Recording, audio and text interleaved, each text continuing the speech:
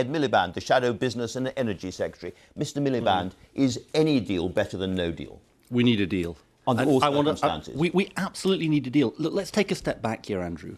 We're in the worst economic crisis for 300 years. We are 18 days from the end of the transition period. What do we know about no deal? We know it would slap tariffs on our car producers. We know it would slap massive tariffs on our farmers and would be a disaster for them. It would inhibit the fight against terrorism. Our request of the Prime Minister is very simple. Stand up for the national interest.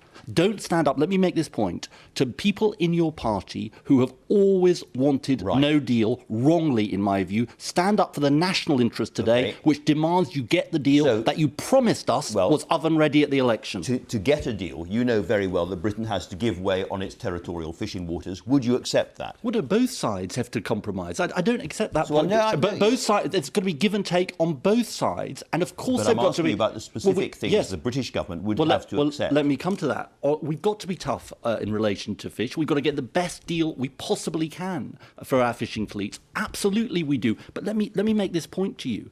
Our fishing fleets rely on selling the vast... Absolutely. No, let me make the point. The vast majority of our stocks to overseas and particularly into the EU market.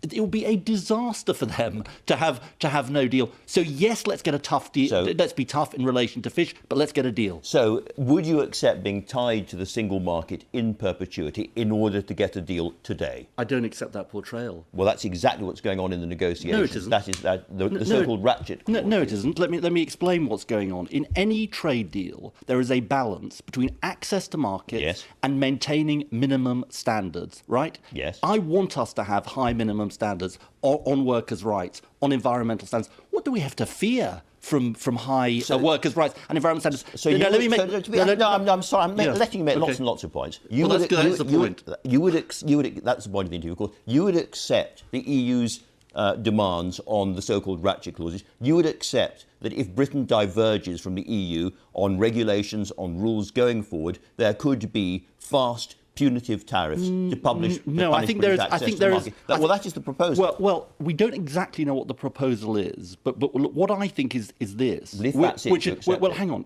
What I think is this, which is that we should maintain high standards into the future. And we might have higher standards than the EU in relation to environmental and workers' rights, right? And what would that mean? They might try and unfairly compete against us. But so there's a negotiation to be had on that. But let me just make this point to you. What the government seems to be saying is we are willing to accept no deal, which would mean tariffs across the board because of some future theoretical threat, maybe sometime in the future, to have tariffs in relation to some products. Now, that makes no sense at all. That's like saying, I'm worried that my roof is going to leak in 5 years' time, so let's bulldoze the house now. I say no deal is a disastrous outcome for the country. It's not a wonderful outcome, and it's a disgrace, frankly, that Boris Johnson said it. To be absolutely clear, if Boris Johnson comes to the House of Commons next week with a deal, he can guarantee Labour support in the Commons. Well, look at the detail. No. You've just said no deal is the worst possible outcome. Therefore, if a deal comes back, you must vote for it. We've said we're minded to support it. But obviously, the one thing I have to say about Boris Johnson... It's not mealy-mouthed. The one thing I think we can say about Boris Johnson, he talks out both sides of his mouth. This is a man who said, at the general election, he went to Nissan in Sunderland, very sensitive in relation to no deal because they say their presence might be unsustainable here. He said he had a deal ready to go to protect our supply chains. This nonsense that the oven ready was only in relation to the withdrawal agreement, it's absolute nonsense. He's been cavalier. This is a man who is cavalier with our national interest. And frankly, Andrew, he is playing Russian roulette with the jobs and livelihoods of people up and down the country. How dare he say it would be a wonderful outcome when we know the impact on our farmers? The specific comment about the oven-ready deal was with the withdrawal agreement. He then added to it bits of the trade agreement as well. He said to Nissan... I'm sorry. No, I'm going to correct you on this. He went to Nissan a year ago on the 10th of December. I've watched it myself many times. Well, good. And he said, ready to go. He said, ready to go. He said to those workers there he had a deal ready to go. Well, where is the deal? But I think this is ideological. I think it's ideological, Andrew, this. You see, I think people have to understand this. This is about the vision of the country we have in the future. Do we want a country with high standards on the environment, high standards on workers' rights, or do we want a country where we race to the bottom, where we try and deregulate our way to economic success? It's about the vision of Britain, this. It's in the end about what vision you have of the country.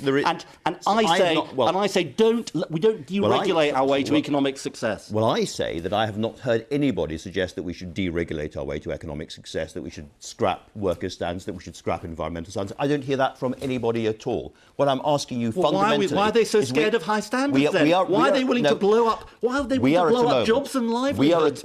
If they're not worried about that and they don't want that, why are they willing to blow up jobs and livelihoods of people? We need to get some answers here. We are at a moment... Well, I am giving you an answer. No, you're giving me a speech, which is you're right, but I'm looking for an answer. We are at a moment when there is a genuine difficulty about what has to be given over to get a deal right now. Sure. I'm asking you, would Labour accept a certain loss of British sovereignty today to get a deal? I don't accept the point. I don't accept the point about sovereignty. You're taking their frame. Look, Mrs. Thatcher said this, believe it or not, in 1961, which is that in relation to sovereignty, you go into a trade deal. By going into a trade deal, you get gains and you accept obligations. That happens in the WTO. That happens in NATO, frankly. Of course it does. But at this point, I don't accept the sovereignty argument. The sovereignty we have is whether to go into the trade deal or not, Andrew. There is a trade deal to be done, and to do the deal, Britain has to surrender certain things. That is absolutely clear. We get rights and obligations, sure. We get rights and obligations. On fishing and on rules and regulations, the so-called ratchet clause, there is a choice to be done. The Prime Minister has to make that choice today. And I'm only putting it to you that the Labour Party in that position would have to make the same kind of choice. And you seem to be wanting to have your cake, as it were, and eat it. No, I'd say negotiate a tough deal in relation to fish. Make sure the level playing field provisions are fair. But for goodness sake, because you have a vision of Britain of deregulating your way to economic success, don't cause terrible damage to the fight against crime and terrorism.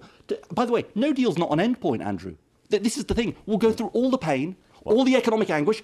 It's not a long-term sustainable position to have tariffs with our biggest market. We're going to have to go back into the negotiations. And then where will we be? We'll be in a weaker position. It makes no sense. By the way, that's why I hope and you know, the rational side of me says there will be a deal because the Prime Minister is not a wholly irrational man. He must see that it's in our national interest. He's just got to stand up to a small bunch of people in his party whose fantasy has always been to have no deal. This is the argument of the last 4 years since the referendum. That's what he's got to do. That's the national interest. Well, he has been trying for a deal, and so far it looks like it's not going to happen. But for now, anyway, Ed Miliband, thanks very much indeed for joining us.